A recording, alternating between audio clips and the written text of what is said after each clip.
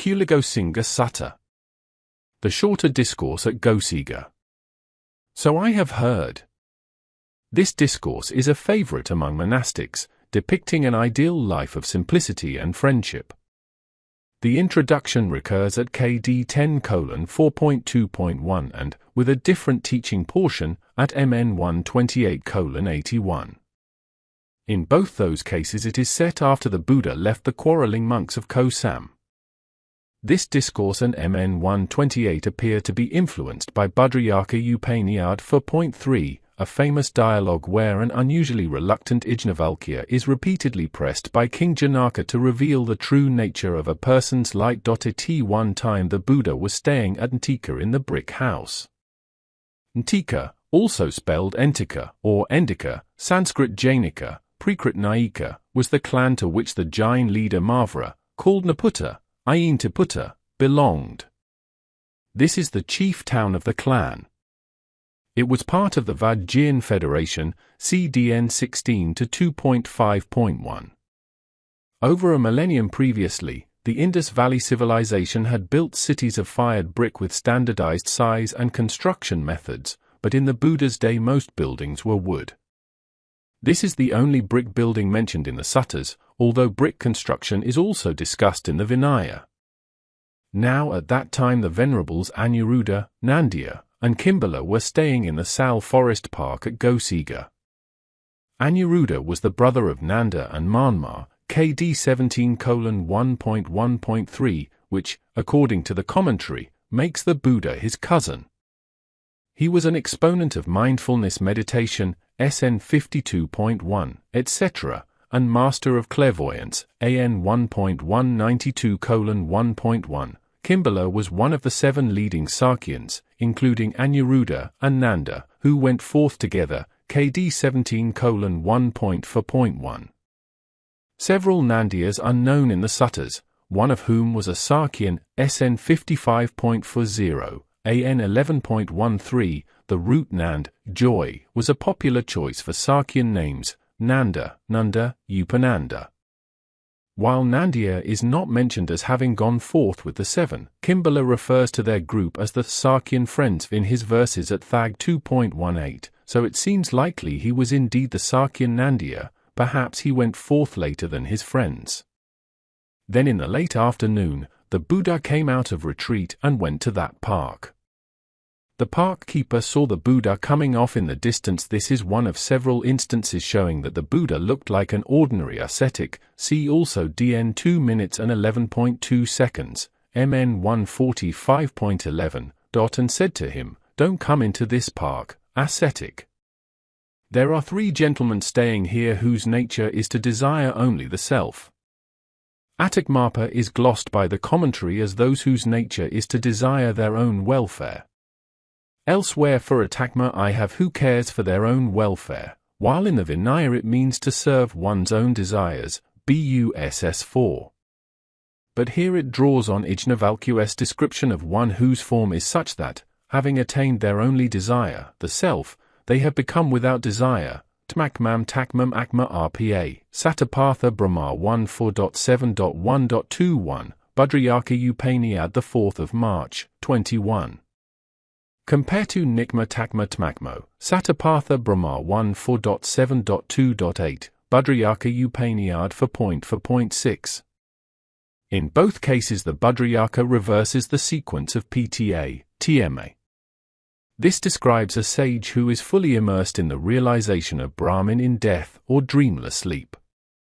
Here the suffix RPA does not mean seemingly, nor is it to be discarded as a mere idiom, but has the sense given in the commentary, a person's true form or true nature, sattva. This is, of course, not a Buddhist concept. But it is spoken by the keeper of a park, not a monastery, who fails to even recognize the Buddha. There is no reason he should be Buddhist. To this day, Buddhist monastics are received with kindness and unhesitatingly supported by Hindus, who readily interpret and describe the monastics' practice in their own terms. Do not disturb them. Aniruddha heard the park keeper conversing with the Buddha, and said to him, "Don't keep the Buddha out, good park keeper. Our teacher, the Blessed One, has arrived." Then Anuruddha went to Nandya and Kimbala, and said to them, "Come forth, venerables, come forth. Our teacher, the Blessed One, has arrived." Then Anuruddha, Nandya, and Kimbala came out to greet the Buddha. One received his bowl and robe, one spread out a seat, and one set out water for washing his feet. The Buddha sat on the seat spread out, and washed his feet. Those venerables bowed and sat down to one side. The Buddha said to Anuruddha, "I hope you're keeping well, Anuruddha and friends, I hope you're all right. And I hope you're having no trouble getting alms food." The text refers to Anuruddhas in plural. It was apparently the custom to refer to the group by their most senior member. "We're keeping well, Blessed One, we're getting by. And we have no trouble getting alms food. I hope you're living in harmony, appreciating each other, without quarreling, blending like milk and water, and regarding each other with kindly eyes." The emphasis on harmonious living fits the accounts in KD 10:4.2.1 and MN 128, where the Buddha had just left the quarreling community of Kosam. This suggests that the introduction belongs there, when the three friends were practicing together in the eastern bamboo park near Kosam. The current sutta is set around 400 kilometers to the east near Vesal, and it is hardly likely that the Buddha went straight there after leaving Kosam. In addition, in MN 128 the three friends are still developing their meditation, whereas in the current sutta they have already achieved arahantship. It seems that the popular introduction of MN 128 was reused to frame a later conversation with the three friends, despite the implausibility of the same events happening in the same way twice. "Indeed, sir, we live in harmony like this." "But how do you live this way?" "In this case, sir, I think I'm fortunate, so very fortunate, to live together with spiritual companions such as these. I consistently treat these venerables with kindness by way of body, speech, and mind, both in public and in private. These are 3 of the 6 warm-hearted qualities of MN 48 minutes and 6.2 seconds and AN 6.11:1.1. I think, why don't I set aside my own ideas and just go along with these venerables' ideas? And that's what I do. Though we're different in body, sir, we're one in mind, it seems to me." And the venerables Nandya and Kimbala spoke likewise, and they added, "That's how we live in harmony, appreciating each other, without quarreling, blending like milk and water, and regarding each other with kindly eyes." Good, good, Anuruddha and friends. But I hope you're living diligently, keen, and resolute. Normally I render viharati in such instances as meditate. But Anuruddha's response avoids talking about meditation. I think he is deliberately avoiding the topic, skirting the obvious intended meaning by seizing on an ambiguity. His reticence echoes Ijnavalkyas' reticence to answer Janaka on the topic of a person's light, Buddhayaka Upaniyad 4.3.1. "Indeed, sir, we live diligently. But how do you live this way?" "In this case, sir, whoever returns first from alms round prepares the seats, and puts out the drinking water and the rubbish bin. If there's anything left over, whoever returns last eats it if they like. Otherwise they throw it out where there is little that grows, or drop it into water that has no living creatures. Then they put away the seats, drinking water, and rubbish bin, and sweep the refectory. If someone sees that the pot of water for washing, drinking, or the toilet is empty, they set it up. If he can't do it, he summons another with a wave of the hand, and they set it up by lending each other a hand to lift. But we don't break into speech for that reason. For Hathavilagaka, lending a hand up, CMN 125:9.2. The Chinese parallels, MA 128 at T I 729C9 and EA 24.8 at T 2629A23, both add that they then retire for meditation, and every 5 days, we sit together for the whole night and discuss the teachings. That is, 3 times in each Uposatha period lasting a fortnight. The Chinese parallels add that they might also sit in noble silence, in accord with MN 26 minutes and 4.13 seconds. That's how we live diligently, keen, and resolute. Here the Vinaya account ends, as it is concerned with the settlement of the quarrel among the monks of Kosam. Good, Anuruddha and friends. But as you live diligently like this, have you achieved any superhuman distinction in knowledge and vision worthy of the noble ones, a comfortable meditation? How could we not, sir? Whenever we want, quite secluded from sensual pleasures, secluded from unskillful qualities, we enter and remain in the first absorption, which has the rapture and bliss born of seclusion, while placing the mind and keeping it connected. The first absorption is defined at BUPJ 4:4.1.3.1 as the most basic superhuman distinction. Thus Anuruddha is answering the question directly but humbly, revealing as little as possible. This is a superhuman distinction in knowledge and vision worthy of the noble ones, a comfortable meditation, that we have achieved while living diligent, keen, and resolute. Good. But have you achieved any other superhuman distinction for going beyond and stilling that meditation? Samathikamya, for going beyond, is used in a similar sense at MN 10 minutes and 47.1 second. How could we not, sir? Whenever we want, as the placing of the mind and keeping it connected are stilled, we enter and remain in the second absorption, which has the rapture and bliss born of immersion, with internal clarity and mind at one, without placing the mind and keeping it connected. This is another superhuman distinction that we have achieved for going beyond and stilling that meditation. Good. But have you achieved any other superhuman distinction for going beyond and stilling that meditation? How could we not, sir?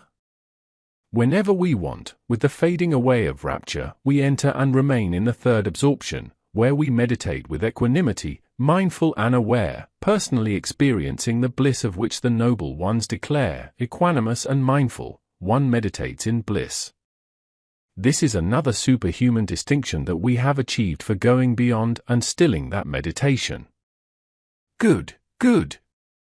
But have you achieved any other superhuman distinction for going beyond and stilling that meditation? How could we not, sir?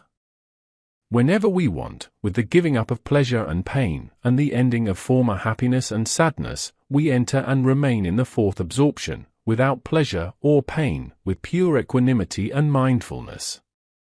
This is another superhuman distinction that we have achieved for going beyond and stilling that meditation. Good. But have you achieved any other superhuman distinction for going beyond and stilling that meditation? How could we not, sir? Whenever we want, going totally beyond perceptions of form, with the ending of perceptions of impingement, not focusing on perceptions of diversity, aware that space is infinite, we enter and remain in the dimension of infinite space. This is another superhuman distinction that we have achieved for going beyond and stilling that meditation. Good. But have you achieved any other superhuman distinction for going beyond and stilling that meditation? How could we not, sir? Whenever we want, going totally beyond the dimension of infinite space, aware that consciousness is infinite, we enter and remain in the dimension of infinite consciousness, going totally beyond the dimension of infinite consciousness, aware that there is nothing at all, we enter and remain in the dimension of nothingness, going totally beyond the dimension of nothingness, we enter and remain in the dimension of neither perception nor non-perception. This is another superhuman distinction that we have achieved for going beyond and stilling that meditation. Good. But have you achieved any other superhuman distinction for going beyond and stilling that meditation? How could we not, sir? Whenever we want, going totally beyond the dimension of neither perception nor non-perception, we enter and remain in the cessation of perception and feeling. And, having seen with wisdom, our defilements have come to an end.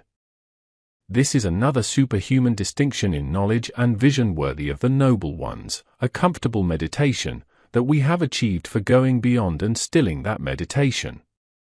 And we don't see any better or finer way of meditating comfortably than this. Good, good. There is no better or finer way of meditating comfortably than this. Then the Buddha educated, encouraged, fired up, and inspired the Venerables Anuruddha, Nandya, and Kimbala with a Dhamma talk, after which he got up from his seat and left. The Venerables then accompanied the Buddha for a little way before turning back.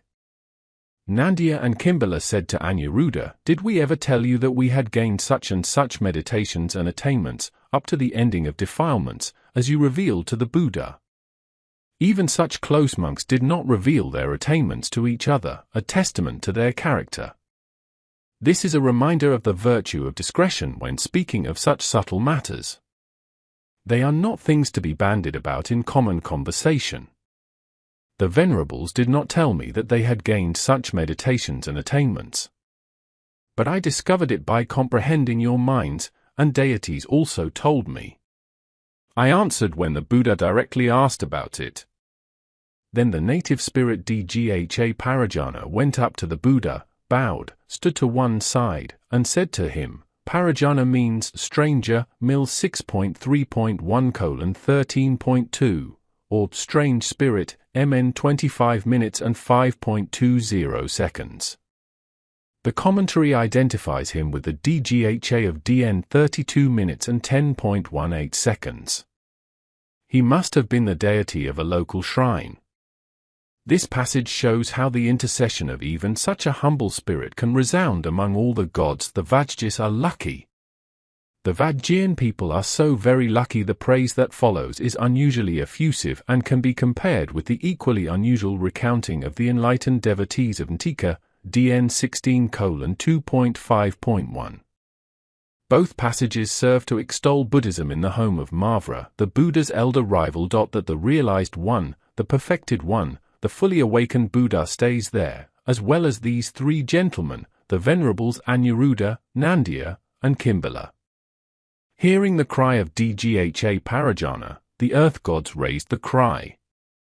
Hearing the cry of the earth gods, the gods of the four great kings, the gods of the 33, the gods of Yama, the joyful gods, the gods who love to imagine, the gods who control what is imagined by others, the gods of the divinities host raised the cry, the Vajjis are lucky. The Vajjian people are so very lucky that the realized one, the perfected one, the fully awakened Buddha stays there, as well as these three gentlemen, the Venerables Anuruddha, Nandya, and Kimbala. And so at that moment, that second, that hour, those Venerables were known as far as the realm of divinity.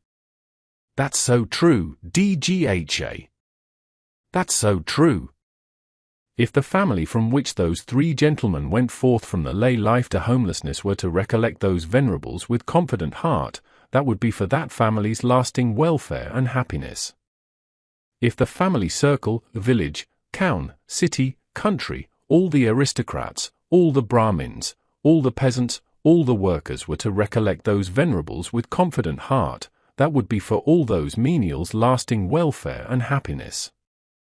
If the whole world, with its gods, mras, and divinities, this population with its ascetics and Brahmins, gods, and humans, were to recollect those Venerables with confident heart, that would be for the whole world's lasting welfare and happiness. See, Dgha, how those three gentlemen are practicing for the welfare and happiness of the people, out of sympathy for the world, for the benefit, welfare, and happiness of gods and humans. That is what the Buddha said. Satisfied, the native spirit Dgha Parajana approved what the Buddha said.